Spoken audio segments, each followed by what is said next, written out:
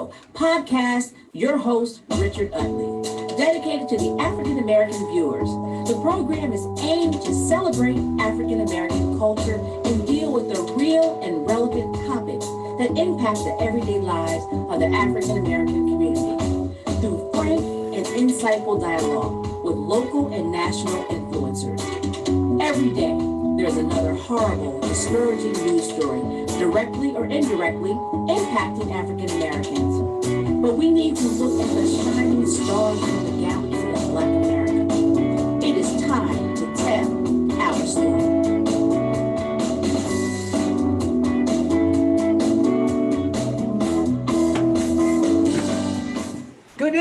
Good evening, and welcome to another Did You Know? Well, the first thing I want to talk about tonight is gun violence again. I guess I'm going to have to keep talking about that. We're losing so many people every day. And I think all of us have to be accountable for that. I think that the parents have to be accountable. I think the community have to be accountable. I think fraternal organizations, churches, I think we all have to pull together. What are we going to do? We just keep killing. I saw something the other day. A child in Pittsburgh, 4 years old, dead. I see people who go to catch a bus or somebody gets caught in a crossfire. So when are we going to step up to the plate to say enough is enough? And I think we got to do that. You may not know this. Young Black men are dying 10 times more than the average American from guns. Did you hear what I said? My. I want to repeat that again to you. Young Black men are dying 10 times more than the average American from guns. We're killing ourselves, but we're killing other people. So I'm going to keep bringing it up every day. If I save one life, and you save one life, and somebody else save another life, then we have done something. There's no question that we have done something. But I think that we owe it to ourselves to hold our community accountable. Because I get tired of hearing people think that they'll say Black lives don't matter. You say they matter, but you're killing yourselves. That's not true. And a lot of people think that we are just okay with it. But as I shared with you before, I'm getting sick and tired of it because I think of the older people, the senior citizens, and people like that who are scared to come out their house after 6 o'clock. I remember my father used to sit on the porch, but after 6 o'clock, when it got dark, he would go in the house, afraid to sit on the front porch of his own house. Afraid to sit on the porch of his own house. Wasn't bothering anybody. This is scary times in this country. But I think that we're going to have to continue to take responsibility of looking out for ourselves and the things that we're going to do. So I'm going to keep saying it every week that I'm on this program. As I said, if we save one life, if you save one life, then we've saved somebody. Because the heartbreak and the young people, the ones that commit the act, they destroy their lives, they destroy their families' lives. And then the person that's the victim, the same thing. So we got to do something. You know, sometimes we elect people and we put all the responsibility on them. Or we hire somebody, the police chief or whatever, and we expect them to correct it all. They can't correct it all. Why can't they correct it all? Because they can't be everywhere. So we're going to have to step up. We're going to have to say no more. And we're going to have to take some responsibility. It's a shame. But if we don't do it, as I've always said to you, shame on us. Shame on us. If we keep waiting on somebody to ride into our neighborhood and fix the problem. And I do understand there's gun violence all over. So let's not get confused here. There's gun violence in every neighborhood, in a lot of neighborhoods. But I'm concentrating on lives of everybody's important. And I've always said that. Every life is valuable. And I was taught that every life is valuable. But it just looked like sometimes we just get a little bit more squeamish about it and just shooting up everybody. So we got some major problems, ladies and gentlemen. And I hope that you think about it. And I'm going to be coming up with some things that as I said earlier, that I just think that the community is going to have to pull together. Because it does take a village. But you know what? We may not be able to save everybody, but if we save a few, then we're going to be all right. So that's what I'm going to say first. The other thing I want to talk about real quick, you know, it's time for people to decide if they're going to run for public office. And if you're thinking about running for public office in 2023, you need to start thinking about it now. You need to start doing your research. There are going to be countywide offices, municipal offices up. As I shared with you before, if you complain about the school board, then maybe you ought to get on the school board. Or if you complain about city council, maybe you ought to get on city council. It's time for us to just stop talking and we have to create some action. Now, before I bring my guest on, I guess there's some things that we should be celebrating about, especially in Pennsylvania.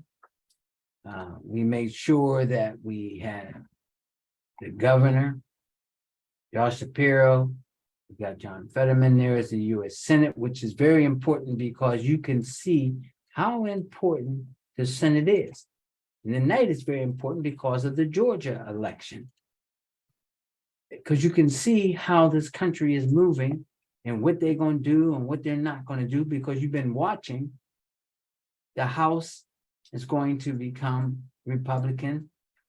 So that means a lot of Democratic ideas and agendas won't get done. So that's important for us to make sure that we do understand that. Now, we made some history, as you know. The lieutenant governor is a young man. I think he'll do wonderful things. I know him personally, and we're going to be proud of him. There is no question that we are definitely going to be proud of him. And we have a young lady in the western part of the state who's going to Congress. She's going to do some great things. But the other thing is, I want to make it very clear to the Democratic Party. You always rely on us to get you through. So I'm putting you on notice. Stop depending on us and not giving us anything in the deal. You reward those that helped you get there. And so I think it's very important. So you depend on the African-American base. And as I just understand that the Latino base is developing their coalition, and we may have to develop coalition together of people of color. We get tired of you coming to us and say, help, help, help. So don't forget us. Senator Fetterman, don't forget us. Because I believe from now on, we should hold all our elected officials accountable. And if they don't look at our agenda, then I don't think that we should support them. And I mean that for anybody. So I'm putting the Democrats on notice. And the Republicans, if you have some interest, then I think you need to reach out, but you need to develop some people of color agenda as well. Because it's about, we don't have no choice to go anywhere, and we have to go there. Some people believe it doesn't make a difference, because whatever you're going to do, you're going to do. Now, I'm a person that I don't believe that. So I'm putting you all on notice. How did you get there? And don't forget how you got there. And also keep in mind, you'll be coming back again. I think those things are very important. But the other thing is, don't forget now, it's time to decide if you're going to run for office. So those of you, talk to your families over the holidays, talk to whoever you need to talk to. Those of you who are thinking about it, start doing some research, because we got to put people in that's going to support us. We got to put people in who's going to have our best interests, no matter who they are. I've said that before. If you have a problem with law enforcement, then maybe you ought to get involved in law enforcement. If you have a problem with counsel, maybe you should be a counsel person. If you have a problem with the judicial system, maybe you should become judges. I think that's very important, and that's why I keep talking about it. So, I'm happy because, hopefully tonight, things will happen down in Georgia, and people understand the importance of the Senate, understand the importance of not only national elections, but local elections. Because you can see real quickly, that person that's going to be the governor, I believe he's going to do a good job. I think the lieutenant governor is going to do an excellent job. And guess what, ladies and gentlemen? Not only we have a lieutenant governor, but the Speaker of the House in Pennsylvania is going to be a Black woman. We've come a long way, but we got to support her. We have to let people know what's going on. And we're going to have to start going down to the Capitol, whether it's DC or the Capitol in Harrisburg, or go out to the regional offices they have and let people know what we feel and what we want them to be supportive of. I'm going to have to start giving what I consider a political education to our group, because sometimes we holler and scream, but the horse is already out the barn and gone up the road. So we're going to support Joanne McClinton. We're going to support her. We're going to support the lieutenant governor. We're going to support the governor. But we can't do lip service. We're going to have to put up in many ways. Because if we don't look out for our vested interests, then shame on us. Because I don't think nobody else is going to look out for our vested interests. And I think you know that now. History has said that. And history is very important, even though a lot of you don't want to know history or look up history or understand history. But if you start reading and researching history, you'll be able to see who you really are. And I think you'll realize we're all proud people of color. All right. What are we going to talk about tonight? Well, I'm a big believer in that if we don't define or tell our stories, then shame on us. I'm also a believer that we have to bring people on that are doing all kinds of things so that people can see them and say, you know what, I can do that. So one of the things that all of you know, I love to bring people on, especially young people that have new ideas, creative ideas, because they can tell their story. I bring them on so they can tell their story. And that way people can look back and say, oh, he did that or I did that. I can do that as well.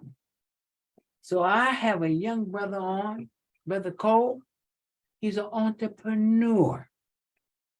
I said to him, what do you want this topic to be? He said, well, entrepreneur is okay. So he's an entrepreneur. So I'm going to bring him on. But first, I want him to tell you who he is. So, Mr. Entrepreneur, who are you? Thank you for having me, Mr. Utley. Again, DIJON Cole. I'm a business consultant that is a Harrisburg native, been running a business consulting firm for 15 years now. I had the pleasure of going off to IUP back in 2004, got my feet wet on campus, and one of my professors in my sophomore year brought something to me that stated, with the community programming that I was doing for the campus, stated, why not start a consulting firm in the way that I was organizing things on campus in regards to programming for the university, programming for the student organizations. And he mentioned to me, why not start your own consulting firm and have these programs under something of yours? Because everything I was doing at the time was directed towards the university. So one thing that I was able to do was start a program entitled IUP Day. And with that program, it led me into my career of wanting to make sure I see the betterment of people. And one thing with me, always for the people in regards to the things that I put across. So with that right there, it allowed me to get a knowledge base and an experience, because I'm still learning to this day, so I can't call it expertise, but to get an experience of community programming, community development, and seeing things that we could do to better the surroundings that we're currently in. Let me ask you, where did you grow up at? So I'm a Harrisburg native. I grew up in the uptown area of Harrisburg, 6th and Division, and Green and Hamilton area. So that was my stomping ground. So your stomping grounds is that you grew up in the city, in the community. Correct. Okay. So you went to Harrisburg? Yes, I did. Okay, you graduated from Harrisburg. Yes, I did. Class of 2004. Okay, he graduated from Harrisburg, then he went to IUP. A lot of people don't know what IUP is, Indiana University of Pennsylvania. Yes. So you did that, but what made you decide that, what did you see, or what made you decide that you even wanted to be an entrepreneur or business person? I've always had it in me as a young child, growing up, walking into corner stores, going into grocery stores, going into the laundromats, going into local places. And one thing that started me, though, I was a sneakerhead per se. So I always was buying sneakers. So I always wanted to know the inner workings of it. I was very big on watching documentaries. I was a big History Channel watcher, Discovery Channel watcher when it really gave valuable programming. So at a young age, I always wanted to learn, how were these businesses operating? Instead of me just being a consumer, how can I get in the field of ownership? Okay, I'm going to dig into that a little bit. And the reason I want to dig into it, I want to go back. Okay. When you were a young man growing up. Yes. In the neighborhood. Yes. And you had this passion to become a business person. And what drove you? There had to be something inside you to say, of curiosity. And the reason I'm bringing this point up, a lot of times people think that we don't have visions and we don't dream, or not being exposed. So you created your own mechanism. From what exposure? From going to the corner store, or what was it? So that right there, going to the corner store on Green and Hamilton, which is still there to this day. Growing up on Hamilton Street, the old Hamilton Grill that was on 6th and Hamilton. Going to local businesses and knowing that these owners were everyday people just like us. So that right there gave me the know-how to say how, like, it sparked my curiosity to say, a local individual is not a corporation. It's not that. These individuals that I could see on a day-to-day walking down the street, they were able to get into a position of ownership and have something for the community. So that is where the main spark came from. I'm a very intuitive individual. So even at a young age, if I walked into the corner store, or if I'm visiting the Hamilton Grill, as I mentioned, I'm speaking to the people that's in there working, and I'm wanting to know the individuals and the processes, because again, these are everyday individuals, where I knew at that young of an age, going into a grocery store, this is a corporation and you had to be hired to do this. So that's where it came from. I think that's very important. And the reason I think that's very important is because we have to have vision, and we have to own a lot of the stores and things. But sometimes the reason I have these programs is to have people say, oh, he can do it, or understand what the mechanism, because I'm sure there's a lot of people who probably thought like you or are like you, and now you bring it to the forefront and they say, oh, I can do that. Now, as we talk, there's other people that listen to this program other than Harrisburg, but it's all the same. Okay. It's all the same. Why do I say it's all the same? Because we all from the same neighborhoods. Correct. Now, I might have grew up in Pittsburgh, but in Homewood, same neighborhood is the neighborhood here, or the same neighborhood in Philadelphia or Chester or wherever. But the point is, I want people to, the reason I bring people on like you, I want you to just emphatically say, you had a dream and you had a vision.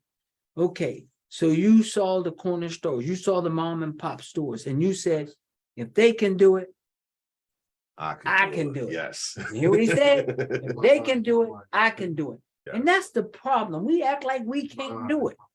You know, I hear it all the time. I hear somebody say, oh, this group over here, they own this here. This group over here, they own this. And why don't they go back to their neighborhood? And I go, what? Well, then why don't you open up a store? Why don't you take the risk on?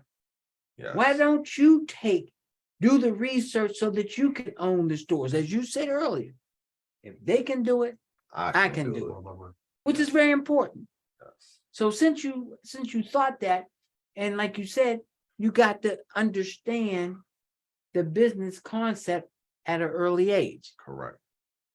I mean, I guess it's like they don't do it anymore. I'm probably dating myself.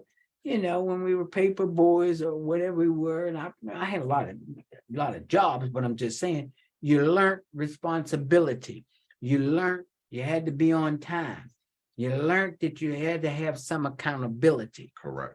And so what made you realize that you were that disciplined to want to do what you set out to do? Wanting to better my surroundings, like seeing things around me and saying, if I could see an individual such as a Bill Gates, these individuals that we see that make it to a esteemed level, they made it, but they were everyday individuals such as ourselves. If they were able to do it, how do I put myself in position to get there? So me being me, I didn't think I was going to go off to college. At that moment, it was like not school-wise or that, it just wasn't in my family. I didn't have anyone above me to say and see as a person to say, I can see that path for myself. But when I was given the opportunity and someone got behind me to say, no, you deserve to go off to college. Your mindset deserves to go off and get that extra level of understanding and education. I said, okay, that is what I will do. So that right there was a kicker for me to say, I can go off and do this. And when I went off to school, when I actually got my feet wet away from my security blanket, let's call it that, and still growing up in an inner city with a single mother, it's an inner city security blanket. I at least had a roof over my head and I had food on the table. But when I stepped away and was able to be on my own and see this is how things are actually operating, it said, now where's that next drive in me? So what do you tell young people about your plight and why they're no different than you? And my point is this here. You talked about single mom, you talked about not really having a whole lot of role models that encouraged you to, whether you go to college or whether you go to a trade school or whether you go to whatever, to entrepreneurship. My point is to you, what do you tell those people that's out there listening, or parents or grandparents who watch this program, that they can share it with young people? What drove you? What made you? And the reason I keep asking what made you, because I know there's a whole lot of other people just like you, just sitting there going, oh, I didn't think of it that way. Oh, I can do that. So, or I get tired of hearing excuses. Yes, some of us are behind the 8 ball. Yes, some of the way that the pillar of life was ain't fair. Yes, but you didn't allow it or create an excuse. Correct. You decide to do something about it. So what do you tell them out there to help them, to give them an idea? They could think and be just sort of like you. So with that, I go off of the model, we have 24 hours in a day. So that was the key driving moment for me. And I'll give back history on it. When I went up to IUP, my first semester, I believe I got a 0.9 GPA without having any role models. I went up there and it was just freedom. So I came home that after that semester and received an email from the dean of business. Went up there for business, and I'll even give that. When I filed out to go off to college, I filled out for business education. I didn't understand what I was even going up there for. So when I received that 0.9, but the email said we would no longer want to have you back at the university, that right there was the turning moment. I did not allow my mother to see that. I responded to that email myself and explained everything to her, where in the email, she at least gave me the information to say, when you fill out for business education, you have to at least keep a 3.0 GPA. Oh, so you didn't do, okay. So I said, hold on, I was under the understanding that I was going for business management, but I gave my history of what I really wanted to go off to college for. I wanted to learn the ins and outs of business in regards to management and running my own business. And that's where they invited me back. I was able to go back for that spring semester, sat down in her office, and she laid everything out for me, put me on academic probation, but she really explained to me what a role model could give. So what I would say the driving factor was me saying I had so much freedom when I stepped away from my hometown and I was experiencing so much. I went off to a university that I was meeting individuals from Pittsburgh, from Philadelphia, from Virginia, but we were building a village. And I said, I want to have this on a broader scale.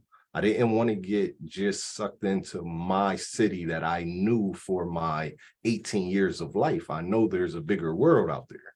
So when I was able to step back on that campus, I took it more serious.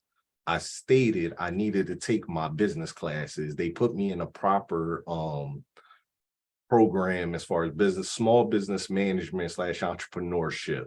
They made sure I was taking a few business classes because my attention span of just taking the electives and the professors telling me you just had to show up for just the tests and the exams, I wasn't going to class. So I'm thinking, oh, this is going to be sweet, but I didn't have anyone to tell me, no, you still have to go up here and put in the work. So from me receiving that email is what drove me to go back up there and put in the work. I started getting more involved on campus.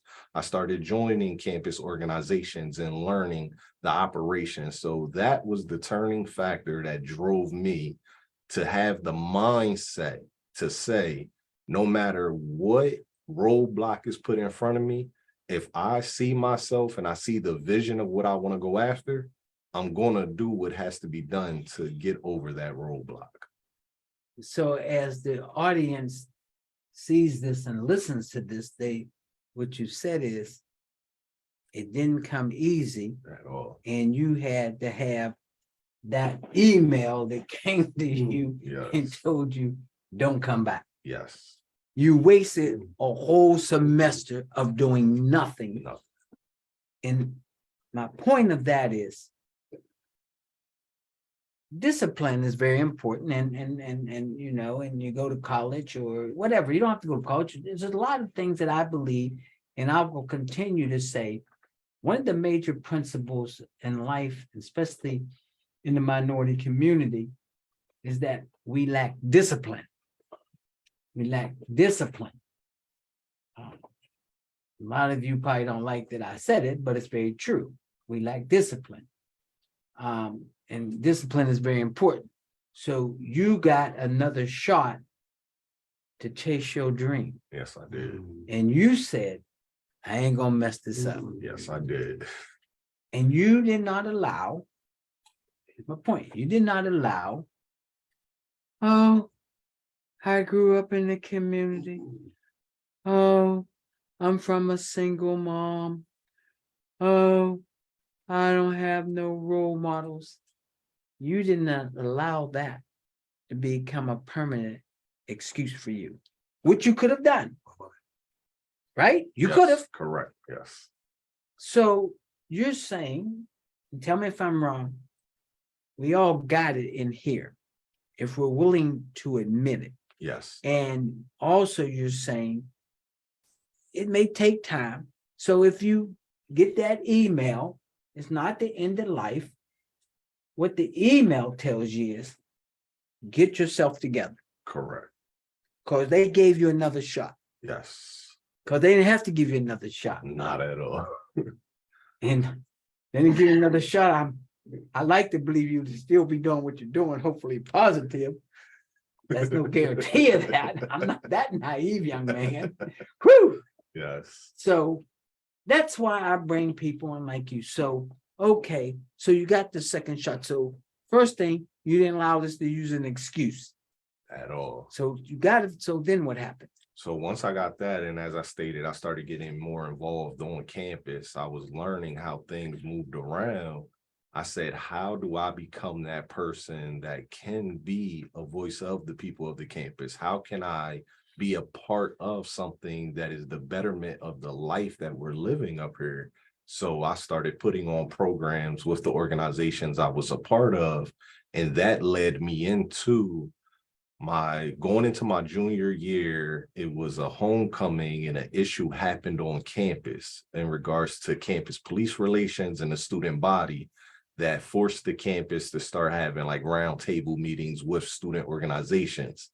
And during that meeting, I came up with the concept of saying, instead of us having two separate weekends with one side of the campus and the other side of the campus, having two separate weekends in regards to like back to school fun activities, why aren't we coming together? Why don't we have one day that caters to everybody? We're all on campus every day. We see each other walking to class. We have to sit down in these classrooms. And with me being involved with 3 student organizations at that time, I stated, why don't us as the student organizations create a day that we kind of have control of? And we can put something across for the students that are coming on campus and the students coming back from summer break, to say, hey, let's all welcome each other back. So more of a welcome back weekend type thing. And that's where IUP Day got started. And off of that, it took me 6 months from deliberations with the the university heads of the university, let me say it that way, to even get the approval. They love the concept, but everything is just a concept. An idea is great. But if I couldn't show them the proof of concept and how this would actually work, and I took the 6 months to meet with multiple student organizations. I met with the campus police to see how we could get them involved. I made sure that I crossed my T's and dotted my I's in regards to everything. And it took me 6 months of back and forth meetings to get the approval for the very first one in 2007. So you knew that you had some organization skills, so you developed your organization skills to help create to who you are. Correct. Interesting story. I will say I had some of the similar story. The only difference for me was when I was going to school, they had Black student unions, and the students voted for whoever they wanted to be the chairperson of the Black student union. Okay. I would admit to everyone, my personality and to who I am and how I got political really came from the same kind of organization. I was a little fortunate because I was elected chair of the BAS at the University of Pittsburgh. Okay. But it helped develop me, and it helped me because I had so many people around us. And we had a Black organization, but we were very organized. We researched and we stayed together because we knew that we had certain things that we had to do back then. We wanted more. We wanted campus police that looked like us. We wanted professors that looked like us. We wanted people in the high end that looked like us. We had people there that looked like us. They might have worked in other jobs, but the best part, and then I'm going to come back to something of my experience, it was the students, the faculty, and the community worked hand in hand. And unfortunately, we need to get back to that because the community supported the students, because without that, I can't tell you what might have happened. But it made me to who I am today. That's part of it. I would admit that growing up, a lot of it did. You know, I grew up in the hood like you and all that other stuff, but I'm just saying. So, okay, so then you did that. So what made you go to the next step? Okay, so you figured out some organization skills. You figured out how you had to work with everybody. So where did you go from there? I mean, you know, you got an organization, you say so is that why you say that you do organization management, leadership? Because it all developed, even though they were different, they developed different things. Correct. So that right there led me into running that program for the remaining time that I was on campus, which I was able to graduate with a small business management degree. When I came back home, and that's what the key part is, it led me to coming back to Harrisburg. When I came back to Harrisburg, I said, how do I utilize these skill sets? How do I utilize everything that I've learned up there and the actual work that I put in up there? How can I now do that back in my community? How can I do that from a place that I came from? And I see that, again, we're everyday people. We wake up, we put our pants on. How can I take that skill set and implement it in a city that I'm from? So it led me back to Harrisburg, where I was able to orchestrate and put together with a great group of individuals the Harrisburg Music Festival up at Reservoir Park.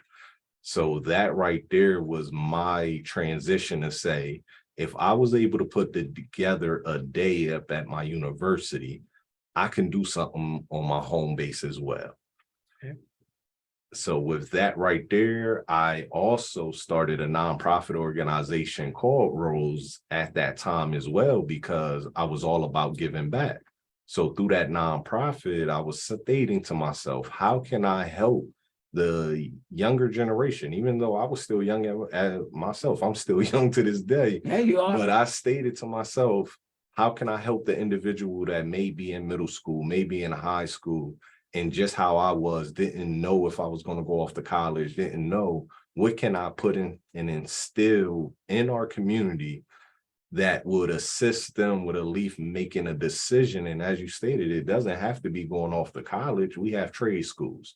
It could even be where if you already have a skill set and you're able to find a job or a corporate situation that you can flourish in, you go after that. But how do I help them understand that drive and that determination, but to be aware of our surroundings that we were in? So that's what that led me to after coming from a college experience. So you're saying that you took the college experience, you came back to the community because you wanted to get back to the community. Correct. And so then you realized the journey that you went on by not having no role models, not having XYZ. So you said, I'm going to start to develop vision and dreams in young people from a very early age. Yes. Because the problem is, and I'm a big believer of this, the problem is if we don't see things, then we don't know things. If we don't do research, we don't know. Yes. And that's why I have this program, because I get tired of everybody thinking that everybody, yeah, they see basketball on TV, football or whatever, and they want to be that. But there's so many other things they could do and so many other things they should be exposed to. You know, it's just like when I brought Chris Franklin on, the purpose of bringing Chris Franklin on was, okay, you're a Harlem Globetrotter, but whoa, you the new Metal Lark Lemon. But guess what? How did you become that? And when he talked about at night, dribbling in the dark, in the playground, shooting, and it didn't come that easy. Or Brian Majors, what was my point? My point was the same reason I have you on. And the reason I bring so many young people on is because if you can do it, they can do it, but it takes drive, it takes determination. They stay to it, they stick to it. So, okay, so you formed this organization, Rose, and so what happened after that? So after creating Rose, we were throwing arts and crafts festivals. We built a mentoring program that we were able to run through the Harrisburg School District. We were having the Harrisburg Support Harrisburg Music Fest for 3 years running. So within that 3-year time frame, we were doing school supply giveaways. We were really showcasing the work that we could put in as a community to show that we are a village, that we can build upon ourselves. Now, within that 3-year time frame, at that time, I was still wet behind the ears. I didn't know how to properly operate and run a nonprofit organization. So I didn't know how to go after funding. I didn't know how to garner the correct support that would turn it into a sustainable situation.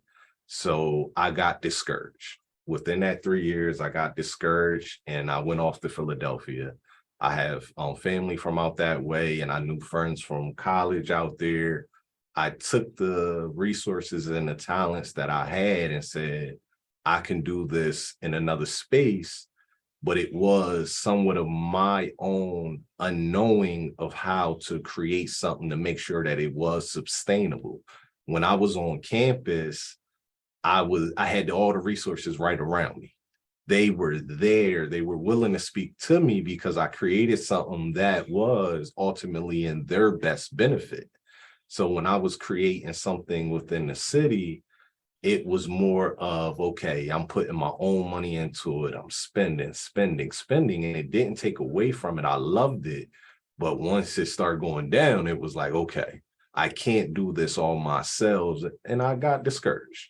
Okay. And I went off to Philadelphia. And what I did in that journey, I took more on a role in my consulting services to do nonprofit consulting. So instead of me having to be in the forefront, I said, let me get behind the scenes and let me understand how everything operates. Let me get back to that operational standpoint of organizing, but not having to be the one in the forefront and taking on all of the responsibility. One thing with me, I know how to play my role and say, okay, let me now become someone that is learning instead of having to be that leader at that moment. What made you realize that? The failure? The failure of it, and also having a meeting with a few city individuals looking to receive funding, and what came back from it as far as the response. And that made me say, okay, like as you stated, the failure, I can admit to it. And I said, okay, I'm done with it. I'm gonna step away. And I packed up everything and took a train ride out to Philadelphia, actually. Okay. Yes. So you failed because you didn't understand the whole thing. You said that with your school, you had support group to support you. Yes. You came home, you tried to use the same concept per se, but then you were everything. Yes. Before you weren't everything. Now all of a sudden you realize you had to be the bottle washer to put all the stuff in together, and time and energy. And then you took your money and you put it in because you were chasing your dream. Correct. And one of the things that people don't understand, it's wonderful to do a lot of work. It's wonderful to help the community. It's great, but you got to live too. Yes. And a lot of times people don't understand that. They don't understand that. You know, you'll take a job and people will not, because I've experienced it, not with one person, but I experienced it where people say, oh, this person works for a nonprofit. And this person, well, they shouldn't be making a decent wage. Why? Why shouldn't they make a decent wage? They got to live too. Yes. And that's the thing that we sometimes got to get out of. You know, if I want to help the poor, that doesn't mean that I need to be poor to feel to help the poor. So, okay, you go to Philly and you did your thing. And so what happened then? So out there, I was able to get partnered with 4 different nonprofit organizations on the consultant side. So again, I didn't have to be the leader of the organizations, but they welcomed me in to understand the operational portion of it. Okay. So once I learned the operational, and I was out there for 6 years, I spent 6 years out of there. I didn't come back into the city of Harrisburg during that time frame. And during my engagement out there, I was taking trips to New York, down to Miami, down to DC with these organizations. And through the business consulting work I was doing, and I was learning the ins and outs of operations in other cities now, but it was on a city level. So if you take it back, where the campus level, you're a tight-knit group. Even if you're on a university, in Indiana University, right, it was Indiana University. Yeah, that's the only thing. Yeah, that's what's there. Yeah, right, that's what's there. And of Pennsylvania, I'm sorry. Yeah. But that's what's there. You're in that community. So when I was able to transition and go out to Philadelphia, which led me to traveling to other cities and being part of city development, city engagement, and learning all of the ins and outs of it, I built that repertoire of learning, oh, this is how it actually operates. And I seen where my failures were when I was putting together things back in my hometown of Harrisburg.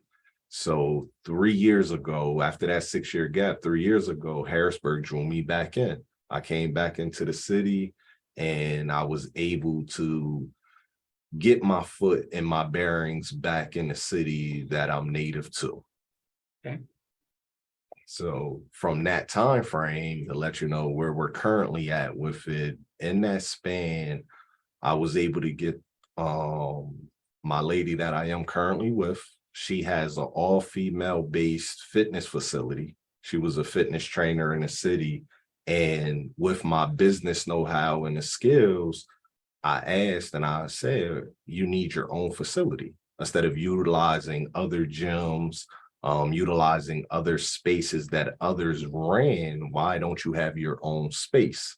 Okay. So when I first came back into the city, that was one of my first feats, is saying, I'm going to get you your own space, which she has been running successfully for 3 years now. Okay. And then it turned into, where do I get my bearings back? Where am I able to get my foothold back into the city that I'm from? And I was able to secure a space in the downtown Harrisburg. And with that space, the first space that I received, that I was able to obtain, let me state it that way, was a print shop that I started down on 4th and Walnut near our state capitol. I know from being in these other cities, downtown is where the business district is. If you want to do business in that, why don't we go after the downtown area? And being a native of Harrisburg, I always knew what downtown is and could be. Okay, so what kind of print shop do you have? So when I first started, it was a vinyl print shop. I was doing all business to business work, going around to the local businesses, printing shirts for them. And it was an experience that I received from being in Philadelphia. I had a partner that I was doing business consulting work for. He had a print shop. Mhm. So I knew the process. I knew how to do it. I knew the angle of going after and making it successful. So when I first obtained the space, I said, this is how I'm going to start out. I knew it wasn't the ultimate vision, because to this day, in this present moment, it is actually now a community boutique where we showcase local creatives, we showcase local clothing brands, we have artwork in there, and we also do pop-up experiences that I call it a takeover. Now, where is this at? You said it's down there with your address? Downtown, yes. So people know. we're at 25 North 4th Street, across the street from Strawberry Square, um, down the street from Denim Coffee. We also have Gamut Theater on that block. Okay. So we're slowly building up a great community in that area. Okay, so you decide, so you got a store down there and you want people to come down there and you want people to support it. Correct. Yes. You want people to support it. So in order to support it, they gotta know what's down there, Yes. but you gotta know, y'all. So you say your community boutique, what do you mean by that? So with the community boutique, I knew when I opened it, I'm not a printer. So I was able to, I know everything is about space. If you want some type of ownership, you have to be able to acquire the space. So a business partner of mine, Richard C.R.E.A.M, which me and him were able to do, the idea came across to create a community boutique where, just as I stated from where the story started from, I wanted to build community. So one thing that I found in the city is a lot of local businesses, from the creative standpoint, we don't have our own space. So I said, okay, I got a space downtown. How can I make this something that is for us? How can I create a space that local brands are able to bring their merchandise, utilize the mercantile license that I have, or being a business consultant, I'm able to assist them in getting a mercantile license. So they would then be able to be a part of a brick and mortar to showcase their wares as well. So you created a vehicle for a lot of young people, entrepreneurs that have stuff, but they don't know how to market or even have it out. Correct. So you're saying what you did, you got a space downtown. And so if someone has some artwork or they have some things, you at least give them a space to say brick and mortar. Yes. So they can go in and say, you can put it here, and therefore I don't have it in the trunk of my car, or I don't have it up the street, but you can go in there and then you can, and there's no question, you feel that the city needs those kinds of things here. Yes. Okay. We need even more than just the one that I have. We have 11 square miles in the city of Harrisburg. We have multiple different neighborhoods. I can see the vision of what was put together through that community boutique placed in multiple locations around the city. How do you, and I understand what you're saying. So you're saying there's a lot of entrepreneurship in Harrisburg. Yes. People with creative talents. It's just a matter of trying to harness it together. Correct. Build that the village. Build the village. Now, one of the problems is, and we all know, is that we don't control a lot of media. And so therefore, a lot of people don't know some of the things that we are doing. So you're saying that people need to come down, see what you're doing, understand what you're doing, and at the same time, you're willing to talk to young people to give them ideas, visions, or pitfalls that you had so they don't have to fall into it. Correct. So let me ask you this here. Remarkably, time flies very fast. So I want you to feel free to tell the audience what you think that we should know. So one thing also, just to jump into, and as you stated, the resource side of what I'm able to provide is I was able to acquire another space three doors down from my community boutique, which is at 19 and a half North 4th Street. And what me and my business partners are creating with that space is a community engagement center. So with that community engagement center, we're providing a space. We're providing a space that entrepreneurs, that community organizations, professional organizations, businesses, and creatives can come together. And we're currently working with individuals in the city. Someone that I have been speaking with, one of the the director of business development within the city, Mr. Graves. We're working on resources to provide professional development resources. We're providing on economic development resources there. So that's one key thing. So it's not just one location that we were able to acquire in the downtown Harrisburg area. We actually have two, and the second location is going to be that village area where we will be able to come together. We'll be able to have workshops, seminars. We'll be able to have luncheons, mixers, financial literacies, classes, things of that nature that will allow us to get that knowledge base to be successful within our own city, but also know how we can take it outside of our city if you move, and how to maneuver and at least know what to go after if you're in a different city as well. So you're going to provide these things, which is good, but people need to support you. Correct. And that's why I brought you on the program. yes, I've been in both of your establishments, thank you. and I feel that we have to not only support you, but support we have to learn to support everybody. Correct. You know, we get hung up on this. Well, this one got this one got that. Everybody brings something to the table, and we can all get along, and we can all make a movement. Yes. And the movement, far as I'm concerned, is to have somebody else like you. If I was to ask you, what would you leave with this audience in the next 2 minutes? See, time flies when you're having fun. Yes. See, and you know, the first thing I always go is like, we're gonna have enough to talk about. And you said a lot, but I want you to tell your story and what you want the audience to remember about you.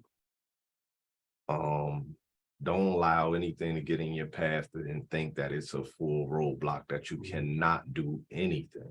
No, it's just a hurdle that you can get over. Ups and downs. Life is nothing but a roller coaster. So yes, sounds great. Got this going on. Like, I've had multiple achievements, but during them paths of achievement, it has been downs, which I'm fully capable of speaking of failures. Failure is nothing but a lesson learned.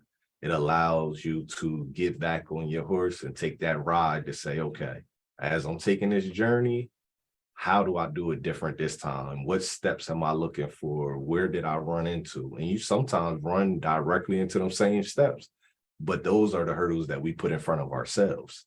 So as you see those hurdles and as you continue to go, just know the path is laid out already. If you keep the integrity, you keep the drive, you'll achieve what you're going after. And sometimes what you thought in the beginning of it isn't always the end result, but it's more about having that vision, having awareness, and having something of integrity to go after and say, this is what I'm putting my passion behind, where we all get the same 24 hours, but at that clock at the end, that can happen at any time. So it's more of, what are you doing on your day-to-day to say, this is what I'm going after. This is what I'm gonna put my passion behind.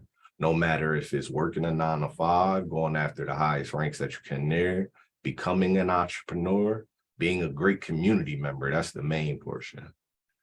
Well, I think what you said was very important. And I'm a believer in chasing your dreams and supporting your drive. You know, as we sit here and I'm listening to you and you're saying the things that the audience needs to know, I looked across the room here, and Reverend Chris Thomas who has this whole setup of the voice went through the same thing. Drive and determination, ups and downs. Anytime you become an entrepreneur, it's tough. You got to have a lot of stamina, energy, but you can't let anybody rain on your parade. I mean, most people assume that I'm sort of an entrepreneur. I mean, I do own some things, but it wasn't always easy. And so I commend you, but I commend Reverend Thomas here. I'm on The Voice. This is his platform. We met, I talked to him. He told me what his dream vision was, and he was doing it. And I said, can I help you? He said, sure, you can help me. Get a program on get a program on. Did you know? Yes. And I could say, oh, and guess what? I got a program on Did You Know? He made me step up to the plate. And he needs other people to step up to the plate and do some podcasts and stuff. But I do it because I believe we have to tell our story and we have to define ourselves. But my point is, in closing, you said something. Drive and determination and believe in yourself. Is that it? That's it. As I stated, the Community Engagement Center is at 19 and a half North 4th Street. I'm gonna stress that space because we're welcoming professional organizations, 501c3 nonprofits, community members that may want to get into any of those realms to come down and be a part of the space. That space is for us. So we have a space that we're able to operate, and we can assist with nonprofits to hold programming. Okay. We can make sure that we're working with professional development organizations to provide the proper resources for community members. So I would just leave it as that. Okay, you leave it as that, and I'm going to leave this as here. We got to support you. All our organizations got to start supporting each other. And that little kid out there who went to the mom and pop store, guess what?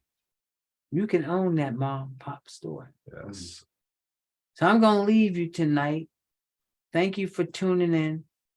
But as I said before, we have to highlight our people and we have to tell our story. So thank you for tuning in, and I'm proud of you. Thank you. And I say this to everybody to come on in. Anything I can do for you, I'm there. Thank you. Because it's time for you young people to build your dynasty and develop the community to where it's gone. Sometimes people think the community has been forgotten, and sometimes we have forgotten the community. But we all forget. We all came from the community. Thank you, and have a good Thank evening. you for joining the Richard Utley Show on The Voice 17104. We will be here on The Voice 17104 every first. Thank you, sir. Once again, thank you for viewing. Remember to connect with us on Facebook and Twitter, and we welcome your questions and your comments. Thank you.